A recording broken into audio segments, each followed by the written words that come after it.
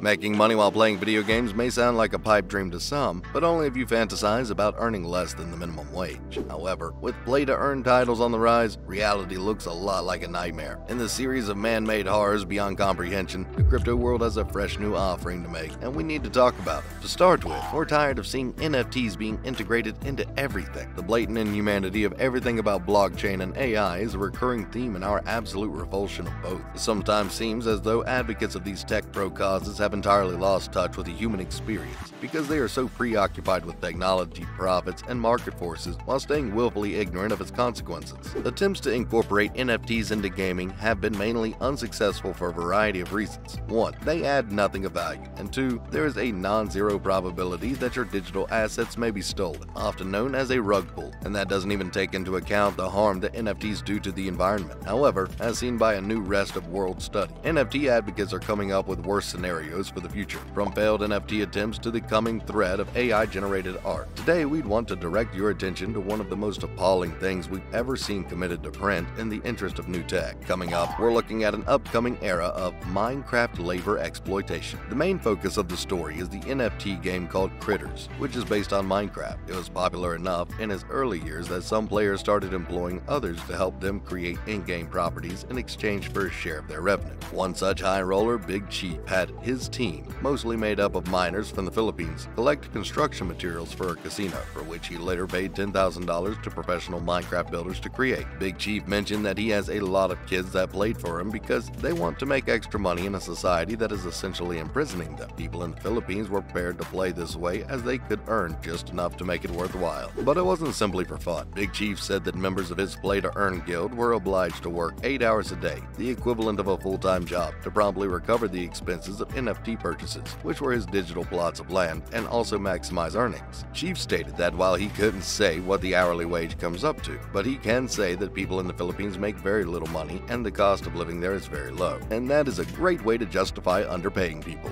What's more, then some things changed. Big Chief claimed that as the number of players climbed and Critters became more well-liked, gamers decided to sell their cash block tokens, used in the game instead of saving them, because they need money to survive, which led to a token surplus that lowered prices. Cash block fell from a high of 85 cents in January to only 3 cents in May, mirroring the trajectory of other cryptocurrencies in 2022. Yet the wheels did not fall off until July, when Mojang stated that NFT implementation in Minecraft was not something they would promote or accept. This decreased cash blocks already drastically reduced value in half. Earnings have fallen, as have player counts, and the future of Critters is unknown at this time. Big Chief naturally lamented his loss, the loss of his potential to do so much charity for others. He said that he's treated a lot of these kids as if they were his kids, so it's sort of sad now that he can't provide them anything. He used to help a lot by providing them the opportunity to earn some additional money to support their families, and it's a shame he can't do that now. That, and well, having them help him harvest as much money with cheap labor as possible. Following up, is this the end of exploitation in games? Fortunately, folks are coming up with fresh new concepts for how rich Westerners can put third-world citizens to profitable,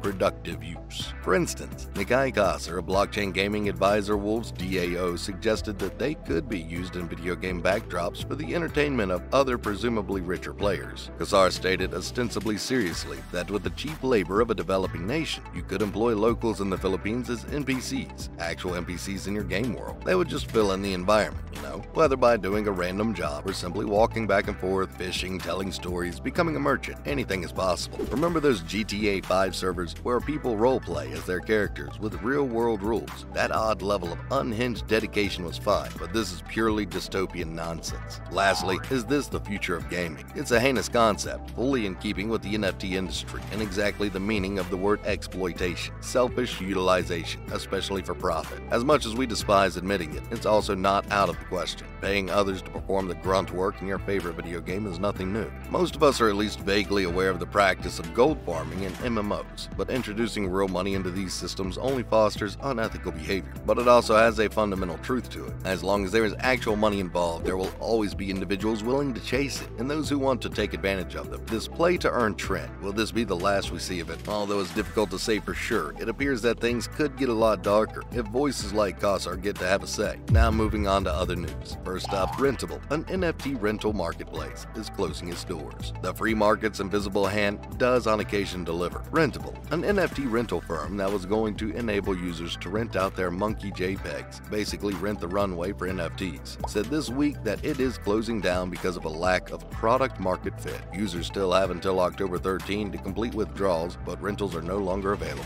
As simple as it is to make fun of Rentable, the project founder Emiliano Bonassi's follow-up statements to Decrypt indicate that the business also suffered from probably the most serious problem that startups of all kinds may face: a lack of funding. Rentable's demise also coincides with the potential collapse of the speculative NFT bubble, which critics have prophesied since these crypto-backed digital assets first appeared on the market. Rentable was attempting to cash in on the concept used by Rent the Runway, Airbnb, and Turo by allowing those who weren't crypto hypebeasts to rent NFTs from those who were. Unfortunately, that paradigm may not be as appealing for intangible and extremely volatile digital assets as it is for Dolce & Gabbana garment or someone's Tesla, and this might be a terrible signal for the long-term viability of NFTs in general. Up next, will the real Satoshi Nakamoto finally stand up? According to CoinDesk, during the rowdy hearings of a defamation case in Norway, computer scientist Craig Wright revealed that he stomped on the hard drive containing the key slices to prove he is the pseudonymous Bitcoin founder Satoshi Nakamoto. According to the cryptocurrency site, Wright acknowledged during the hearings earlier this week, one of two concurrent defamation lawsuits the notorious Australian programmer is engaged in against an individual who labeled him a scammer on Twitter, that it would be extremely difficult to prove his claims of establishing Bitcoin without the keys he claims to have destroyed. The argument is conceptually focused on Wright's long-standing and somewhat questionable claim that he invented Bitcoin, but the details are somehow messier. The Norwegian lawsuit serves as a sort of counterclaim to another action Wright and Hodlnaut are pursuing in the UK, in which the Norwegian Twitter user is both the plaintiff and the defendant. In essence, Wright is suing Granath for allegedly making death threats against him by disparaging him online. However, according to Hodlnaut's account, the self-described Bitcoin founder started the dogpiling and, as a result, was also responsible for his doxing. It seems doubtful that Wright will prove he is Nakamoto in either the Norwegian or UK-based trials, given that he had 6 years to do so when he first started making the statement in 2016. But we will still be keeping a close eye on this case, because it's funny. Last but not the least, you won't be seeing David Bowie's estate NFT anytime soon. Bowie on the blockchain, an upcoming NFT collection, was postponed over the weekend by the estate of the Ziggy Stardust superstar out of respect for the late Queen Elizabeth II. There are a lot of problems with this announcement, not the least of which being the hasty deletion of the collection announced on September 6, more than 3 days before the Queen passed away and in response to severe backlash.